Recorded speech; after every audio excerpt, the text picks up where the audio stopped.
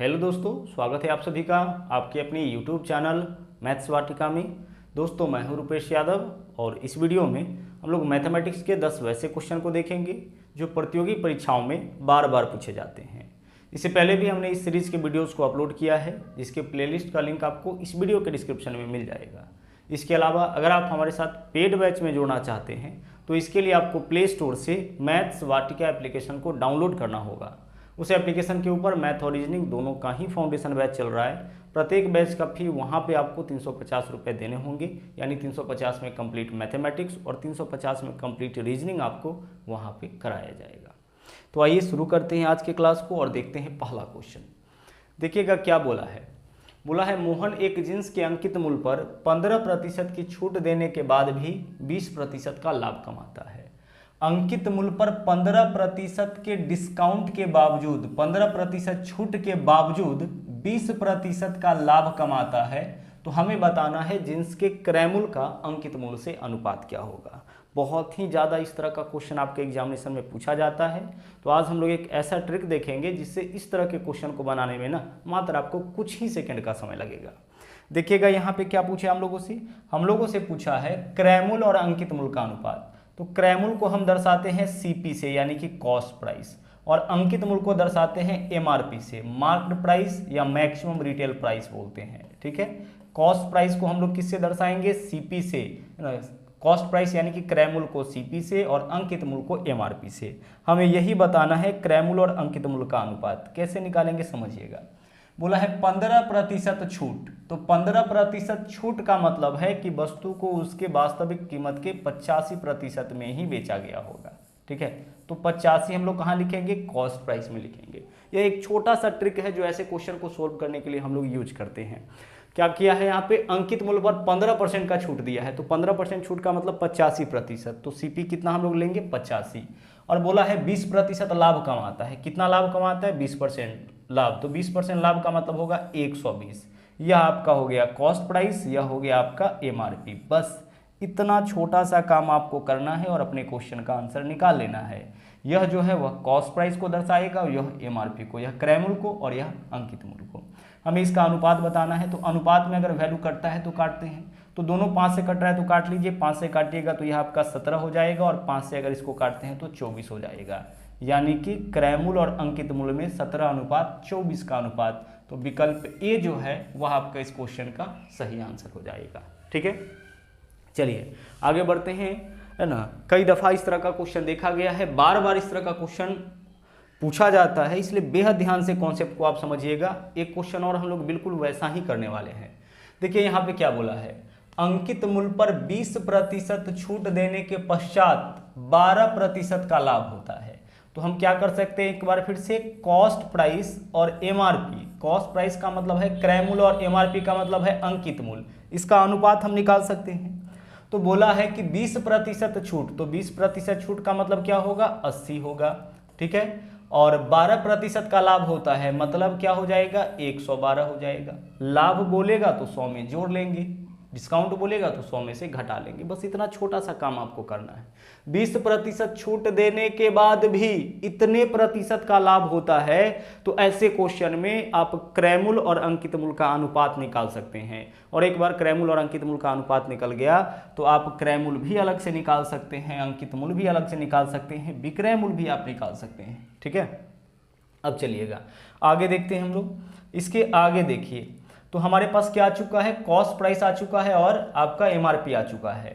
अब हमें बताना है इस क्वेश्चन में कि अंकित मूल्य क्रय मूल्य से कितना प्रतिशत अधिक। हमें इस क्वेश्चन में क्या बताना है कि जो अंकित मूल्य है ना वह क्रय मूल्य से कितना प्रतिशत अधिक है। तो अंकित मूल्य को गौर से देखिए, यह क्रय मूल्य से अधिक कितना है? तो यह 32 अधिक है। अंकित मूल्य जो है वह आपका क्रय मूल्य से अधिक कितना है? 32 अधिक है। और 32 अधिक है किससे? 80 से।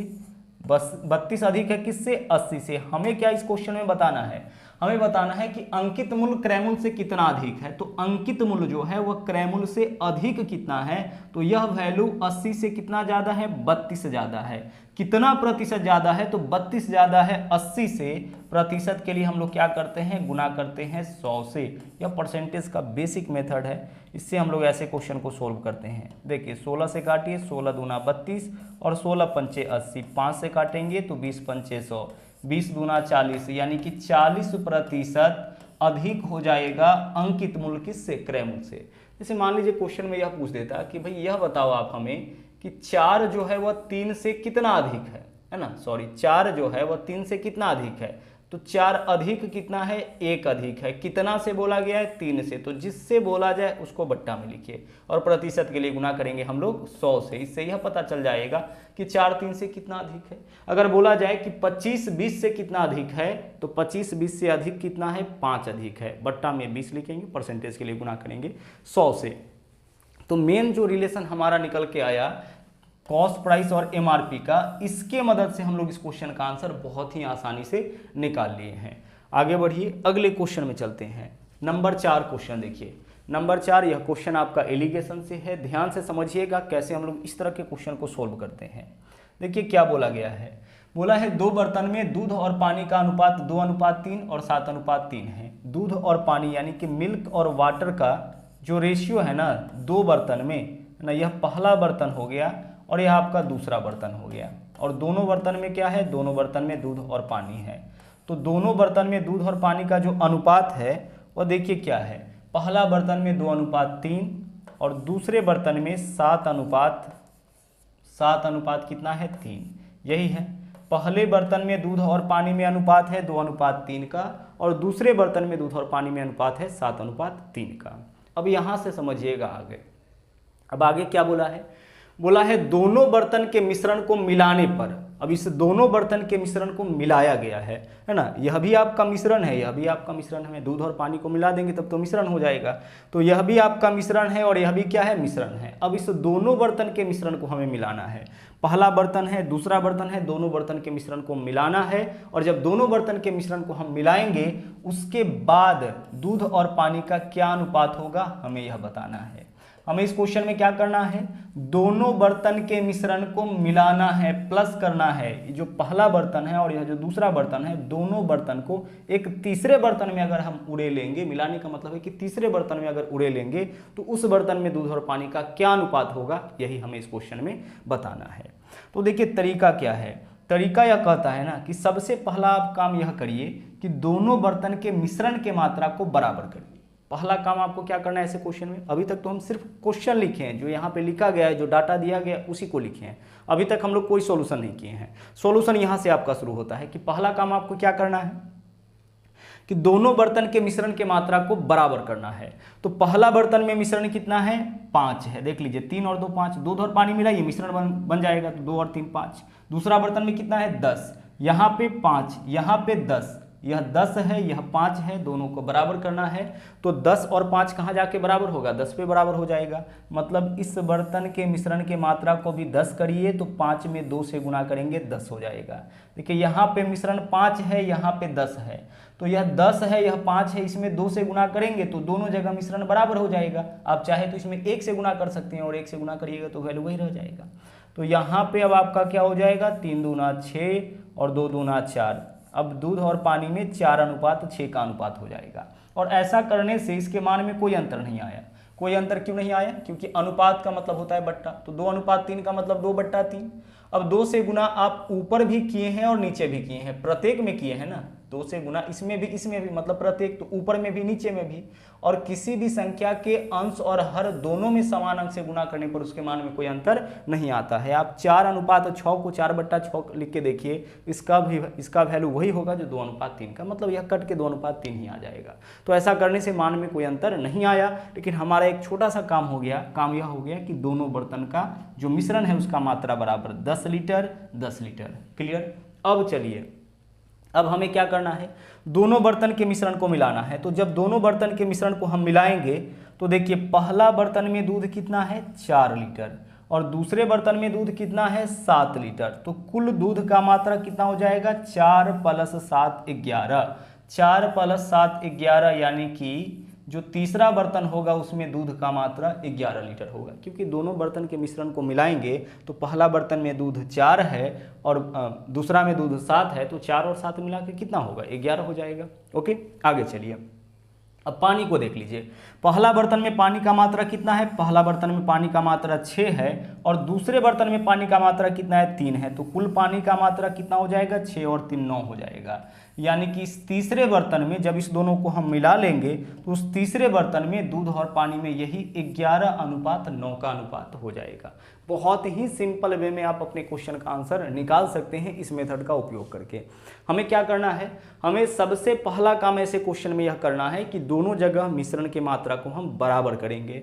तो 5 और यहाँ 10 है, 5 और 10 कहाँ पे जाके बराबर होगा, तो 5 एक ऐसा संख्या आपको खोजना है जो 5 और 10 दोनों के पहाड़ा में है, तो 10 5 और 10 दोनों के पहाड़ा में है, 5 दूना 10, 10 एकम 10, तो दोनों जगह मिश्रण की मात्रा को 10 कर दिए। यहाँ 5 में 2 से गुना करेंगे 10, 10 में 1 से गुना करेंगे 10, 1 से गुना करने का मतलब सेम रह जाएगा, यहाँ 2 से गुना किए तो इसमें दूध 4 आया, पानी 6 आया। अब जब दोनों को मिलाएंगे तो दूध का मात्रा 4 और 7 11, पानी 6 और 3 9 हो जाएगा। ओके, चलिए बढ़ते हैं अगले क्वेश्चन में।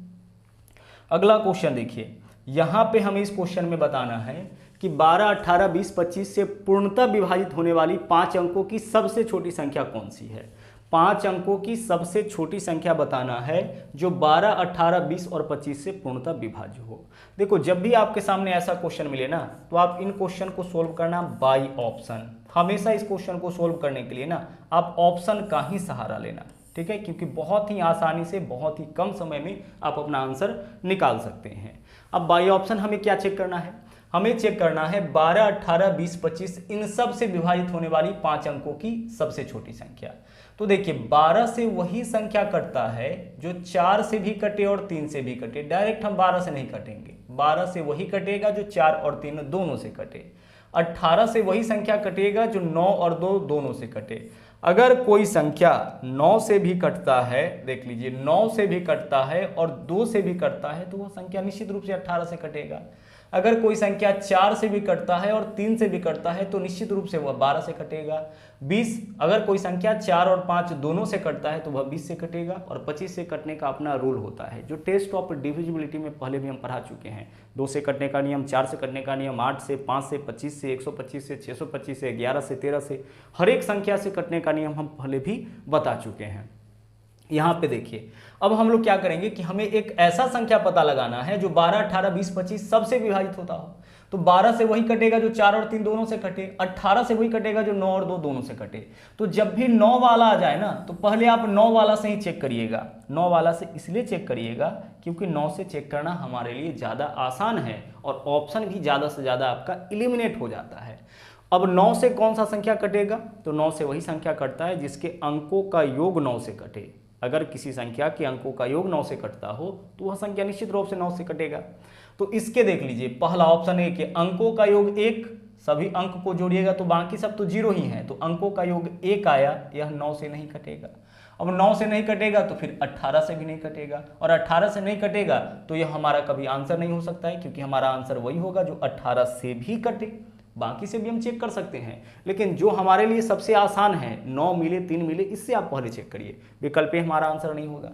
बी 8 और 1 9, अंकों का योग 9 है, यह 9 से कट जाएगा, तो यह हमारा आंसर हो सकता है। अभी फाइनल नहीं पहुंचे हैं, हो सकता है, चांस है। इसमें आइए, अंकों का योग देखिए 5, 2, 7, 8, 9, यह भी हमारा आंसर हो सकता है। ठीक है, इसमें चलिए 6, 8, 14 और 1 15, यह हमारा आंसर नहीं होगा क्योंकि यह 9 से नहीं कटता है। जिसके अंकों का योग 9 से कटेगा वह 9 से कटेगा। तो विकल्प ए और विकल्प डी हम लोग अब तक एलिमिनेट किए हैं सिर्फ एक डाटा से। 9 से जब देखे तो हमें पता लग गया कि विकल्प ए और डी हमारा आंसर नहीं होगा, जो कुछ सेकेंड में आप देख के बता सकते हैं। अब आगे, अब 9 से तो हो चुका है, अब 12 के लिए 12 से वही कटेगा जो 4 और 3 से कटे। तो अब देखते हैं कि 4 से कौन कटता है इस दोनों में, तो यह 4 से कटेगा। 4 से वही कटता है जिसके लास्ट में 2 जीरो हो, इसके अंतिम में कम से कम 2 जीरो। अब जीरो का संख्या 3, 4, 5 ही रहे तो और अच्छी बात है। अगर कम से कम 2 जीरो है तो वह संख्या निश्चित रूप से 4 से कटेगा। कोई भी संख्या जिसके लास्ट में 2 जीरो हो, आप काट के देखिएगा 4 से कट जाएगा। इसके अलावा जिस संख्या का अंतिम 2 अंक 4 से कटेगा वह संख्या 4 से कट जाता है। तो इसको देखिए, अंतिम 2 अंक जीरो है मतलब यह 4 से कटेगा। इसका देख लीजिए अंतिम में एक ही जीरो है, तो क्या अंतिम दो अंक 4 से कट रहा है? नहीं कट रहा है, मतलब यह ऑप्शन 4 से नहीं कटेगा। और अगर यह 4 से नहीं कटेगा तो 12 से भी नहीं कटेगा, क्योंकि 12 से वही संख्या कटेगा जो 4 और 3 दोनों से कटे, तो यह संख्या आपका 12 से नहीं कटेगा। तो 12 से नहीं कटेगा मतलब हम लोग 3 ऑप्शन एलिमिनेट कर चुके हैं, तो जो एकमात्र ऑप्शन आपका बचा है वो हमारा क्या हो जाएगा? आंसर हो जाएगा। अगर नहीं होता तो फिर हम 25 से चेक कर लेते है ना, आगे भी संख्या उससे चेक कर लेते, लेकिन 1-2 संख्या से ही आप चेक करिएगा तो आंसर आपका बहुत ही आसानी से आ जाएगा। ओके, चलिए बढ़ते अगले क्वेश्चन में। अगला देखिए, बोला है 6600 को 2 भागों में इस प्रकार विभाजित करिए कि पहले भाग पर 3 वर्ष के लिए प्रतिवर्ष 10% के दर पर प्राप्त साधारण ब्याज दूसरे भाग पर 4 वर्ष के लिए प्रतिवर्ष 9% के दर पर प्राप्त होने वाले साधारण ब्याज के बराबर हो। देखिए क्वेश्चन को बेहद ध्यान से समझिए। बोला है 6600 रुपए को 2 भागों में इस प्रकार से विभाजित करें कि पहले भाग पर 3 वर्ष के लिए 10% वार्षिक दर से जो ब्याज होगा वह दूसरे भाग पर 4 वर्ष के लिए 9% वार्षिक दर से प्राप्त होने वाले ब्याज के बराबर। यानी 6600 को ऐसे 2 भागों में बांटना है कि पहले भाग पर 3 वर्ष के लिए 10% वार्षिक दर से जो साधारण ब्याज होगा वह दूसरे भाग के 4 वर्ष के लिए 9% वार्षिक दर से प्राप्त होने वाले ब्याज के बराबर हो जाए। तो हमें बताना है कि दोनों राशि क्या होगा। तो हम ऐसा करते हैं, 2 भाग में बांटते हैं। पहला भाग हम मान लेते हैं x और दूसरा भाग हम मान लेते हैं y। ठीक है, पहला भाग हम क्या मान लिए यहाँ x और दूसरा भाग क्या मान लिए y। अब केस फर्स्ट में चलिए, 3 वर्ष के लिए 10% वार्षिक दर से, तो 10% वार्षिक दर से 3 साल का ब्याज जो पहला धनराशि होगा उसका 30% हो जाएगा। 3 वर्ष में 10% वार्षिक, तो 10% वार्षिक दर से 3 साल का साधारण ब्याज 10 या 30% है ना। दर जो होता है वो 1 साल का ब्याज होता है, 10% वार्षिक दर से यानी 1 साल में 10% ब्याज, तो 3 साल में 30%। तो पहले भाग का ब्याज 30%। यह जो है दूसरे भाग, तो दूसरा भाग क्या है y, इसके 4 वर्ष में 9% वार्षिक, तो 4 वर्ष में 9 चौके 36% ब्याज हो जाएगा। तो पहला भाग का ब्याज हो जाएगा राशि का जो भी राशि है उसका 30% और दूसरा भाग का 36%। यह दोनों ब्याज के बारे में क्या बोला है? आपस में बराबर। अब वैल्यू कट रहा है तो काटिए, प्रतिशत यहाँ भी है यहाँ भी है, कटेगा 6 से काटिए, 6 पंचे 30 और 6 से काटिएगा 6 गुने 6 36। अब हमारे पास क्या है यहाँ पे 5x, x गुना 5 यानी 5x, y गुना 6 यानी कि 6y। तो इससे हम x अनुपात y निकाल सकते हैं। x अनुपात y कैसे निकालिएगा? तो जो भी संख्या x के सामने होगा वो x का मान, ध्यान रखिएगा, जो x के गुना में होगा वो x का मान नहीं होगा, जो x के सामने होगा वो x का मान। तो x के सामने क्या है? 6, तो x का मान 6 हो जाएगा। और जो y के सामने होगा वो y का मान, तो y का मान क्या होगा? 5। x का मान 6, y का मान 5। यहाँ से देखिए 5 से x में गुना तो क्या होगा? 5x होगा, बराबर y से 6 में गुना करेंगे तो क्या होगा? 6y होगा। अनुपात में कन्वर्ट करना है, कैसे कन्वर्ट करेंगे? तो देखिए x y गुना में इधर आएगा तो भाग में x बट्टा y बराबर, इधर पहले से क्या है 6, 5 इधर गुना में इधर आएगा तो भाग में। सभी वेरिएबल को एक तरफ किए, अंकों को एक तरफ ले गए, तो x बट्टा y यानी x अनुपात y का मान 6 बट्टा 5 यानी कि 6 अनुपात 5 हो गया। और वैसे भी अगर इस तरीके से दे तो x का मान निकालना होगा, तो जो x के सामने वैल्यू होगा वह हो जाएगा, और y का मान जो y के सामने वैल्यू होगा वह। ठीक है, या x को ढकिएगा x का वैल्यू दिखेगा, y को ढकिएगा y का वैल्यू दिखेगा। तो x और y में 6 अनुपात 5 का अनुपात आया, और x अनुपात y क्या माने थे? दोनों भागों का अनुपात, यानी 6600 रुपए को जिन 2 भागों में बांटा गया उसी का अनुपात यहाँ पे 6 अनुपात 5 आया। x और y में बांटा गया था यानी कि 6 अनुपात 5 के अनुपात में बांटा गया था। अब आप क्या करिए कि इसको बना दीजिए 6600, क्योंकि क्वेश्चन में क्या बोला था कि 6600 को बांटा गया है किन 2 अनुपात में? तो x अनुपात y के अनुपात में निकाले, और x का मान कितना? 6, y का मान कितना? 5, यानी 6600 को 6 अनुपात 5 के अनुपात में बांटा गया था। तो इसको आप बना दीजिए 6600। तो 11 को 6600 बनाना है तो 11 में कितना से गुना करेंगे? 600 से गुना करेंगे। तो जब 600 से 6 में गुना करिएगा तो यह कितना हो जाएगा? 3600 हो जाएगा, और यह कितना हो जाएगा? 6 पंचे 30 यानी कि 3000 हो जाएगा। तो पहला भाग 3600, दूसरा भाग 3000, दोनों भाग मिला के 6600 हो गया। तो हमारा आंसर इस क्वेश्चन का क्या होगा? विकल्प ए होगा। दोनों भाग का अनुपात आ गया 6 अनुपात 5, और दोनों भाग मिला के 6600, यहाँ दोनों भाग मिला के 11 को 6600 बनाइए, एक्चुअल वैल्यू के बराबर बनाइए। कितना से गुना करेंगे? 600 से। 600 से गुना करेंगे, पहला भाग 3600 और दूसरा भाग आपका 3000 हो जाएगा। ओके, चलिए बढ़ते हैं अगले क्वेश्चन में। अगला देखिए, अगला क्वेश्चन है दो सहमूल संख्या। सहमूल संख्या, इसको सहअभाज्य संख्या भी बोलते हैं और अंग्रेजी में इसको बोलते हैं को प्राइम नंबर। अंग्रेजी में क्या बोलते हैं इसको? को प्राइम नंबर बोलते हैं। सहअभाज्य संख्या या सहमूल संख्या, x और y का लघुत्तम क्या होगा? तो अगर दो संख्या सहअभाज्य संख्या है तो उसका गुणनफल ही उसका लघुत्तम समावर्तक हो जाएगा, एलसीएम हो जाएगा। जैसे देखिए 5 और 7 सहअभाज्य संख्या है। सहअभाज्य संख्या उसको बोलते हैं जो दोनों संख्या केवल एक से कटे, दोनों का दोनों एक से कटे। तो 5 और 7 दोनों कितना से कटेगा? एक से कटेगा, केवल एक से कट रहा है। तो इसका एलसीएम क्या होगा? तो सोचिए कि 5 और 7 का एलसीएम क्या होगा? किसी भी संख्या से कट नहीं रहा है तो इसका जो गुणनफल होगा वही एलसीएम होगा। अगर हम आपसे कहें कि 12 है ना, 12 और 19, क्या यह दोनों सहभाज्य है? तो है, क्योंकि यह दोनों का दोनों केवल एक से कट रहा है। तो इसका एलसीएम क्या होगा? तो 12 गुने 19 होगा। दो सहभाज्य संख्याओं का जो गुणनफल होता है वही उसका एलसीएम। ए और बी अगर दो सहभाज्य संख्या है तो उसका एलसीएम क्या होगा? ए बी हो जाएगा। बढ़ते हैं अगले क्वेश्चन में। अगला क्वेश्चन देखिए, यह सवाल आपका रेकरिंग से है। अब यहाँ पे 3.36 लिखा गया है और इसके ऊपर यह बार का चिन्ह है। इसका मतलब पता है क्या है? इसका मतलब है 3.36, इसके ऊपर बार का चिन्ह है ना, तो यह बार बार आया होगा, है ना। यह कितना बार आया होगा? बार बार इस तरीके से आया होगा, इसी वजह से इसके ऊपर रेकरिंग लगा हुआ है। तो अब यहाँ पे हम कैलकुलेशन कैसे करें? तो ध्यान से देखते रहिएगा कैसे कैलकुलेशन हम लोग करेंगे। देखिए, इस दोनों वैल्यू को जोड़ना है और इसको घटाना है। इस वाले पार्ट को क्या करना है? घटाना है। तो पहले जोड़ने वाला का क्रिया करते हैं, देखते रहिएगा। इस अंक को देखिए 6 और 3 9, और 9 में से 5 माइनस करेंगे क्या होगा? 4। पहला अंक देख लीजिए 6, 12 के नीचे जो पहला अंक है 6 में 3 ऐड करेंगे 5, 6 में 3 ऐड करेंगे 9, 9 में से 5 माइनस करेंगे 4। देखिए, इस वैल्यू को और इस वैल्यू को जोड़ना है और इसको घटाना है, तो पहले जोड़ लेंगे बाद में घटा लेंगे। अब दूसरे अंक को देखिए, रेकरिंग के नीचे 3 और 3 6 में से 0 माइनस करेंगे कितना हो जाएगा? 6 हो जाएगा। रेकरिंग वाला पार्ट का कैलकुलेशन आपका हो गया। पॉइंट है तो पॉइंट। अब आगे 3 और 1 4, 4 में से 2 माइनस करेंगे क्या होगा? 2, यानी 2.64 के ऊपर रेकरिंग, यही हमारा आंसर होगा। अच्छा, दो विकल्प में ऐसा दे दिया है, 2.64 के ऊपर रेकरिंग, दो विकल्प दे दिया है ऐसा, तो दोनों का दोनों हमारा आंसर होगा। वहाँ पे कुछ और रहा होगा, ठीक है। चलिए, तो हमारा आंसर इस क्वेश्चन का क्या हो जाएगा? 2.64 और इसके ऊपर बार का चिन्ह। ऐसे कैलकुलेशन आपको कर लेना है, ठीक है। इस तरीके से कैलकुलेशन, प्लस वाला को एक साथ, माइनस वाला को अलग से। ओके, चलिए बढ़ते हैं अगले क्वेश्चन में। अगला क्वेश्चन आपका नंबर 9 है। देख लीजिए, बोला है ए और बी किसी काम को पूरा करने में अलग अलग क्रमशः 25 और 45 दिन समय लगाता है। बहुत ही इंटरेस्टिंग क्वेश्चन है, ध्यान से देखिएगा। ए और बी अलग अलग किसी काम को करने में ना समय कितना लगाता है? 25 और 45 दिन। ए को समय लगता है 25 दिन और बी को समय लगता है 45 दिन। अलग अलग किसी काम को करने में इतना समय लगाता है। अब यहाँ से हम निकालेंगे टोटल वर्क। तो टोटल वर्क इस दोनों का एलसीएम, तो दोनों का एलसीएम हो जाएगा 225।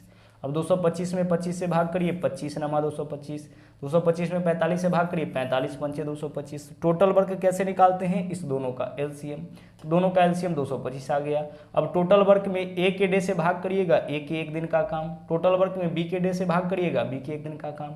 दोनों वर्कर का, सभी वर्कर के डे का एलसीएम टोटल वर्क में ए के डे से भाग करेंगे, ए के 1 दिन का काम। टोटल वर्क में बी के डे से भाग करेंगे, बी के 1 दिन का काम। इतना क्लियर? आगे चलिए। अब क्वेश्चन में देखिए क्या बोला है। बोला है ए ने अकेले कार्य करना शुरू किया और कुछ दिन के बाद बी भी साथ काम करने लगा। पहले काम शुरू कौन किया? ए, लेकिन कुछ दिनों के बाद बी भी इसके साथ शामिल हो गया। अब बोला है कि कार्य को पूरा करने में कुल 20 दिन लगा। कार्य को पूरा करने में कुल कितना समय लगा है? 20 दिन समय लगा है। तो बी ने कितने दिन बाद काम शुरू किया? अब देखिए, इस लाइन पर हम लोग बाद में आएंगे। सबसे पहले हम लोग यह निकालते हैं कि बी कितना दिन काम किया, उसके बाद इस लाइन पे आएंगे। देखिए क्या बोला है। बोला है ए ने अकेले कार्य शुरू किया और कुछ दिन के बाद बी साथ कार्य करने लगा। काम शुरू किया था ए, लेकिन कुछ दिन के बाद बी भी शामिल हो गया और कार्य पूरा होने में कुल 20 दिन लगा।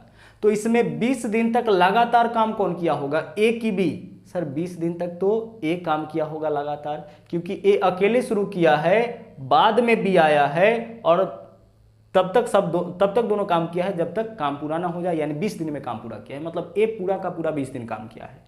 तो ए 20 दिन में देख लीजिए कितना काम कर सकता है। ए एक दिन में 9 यूनिट काम, तो 20 दिन में 20 नमा 180, तो 225 में से 180 यूनिट काम तो ए अकेले किया होगा।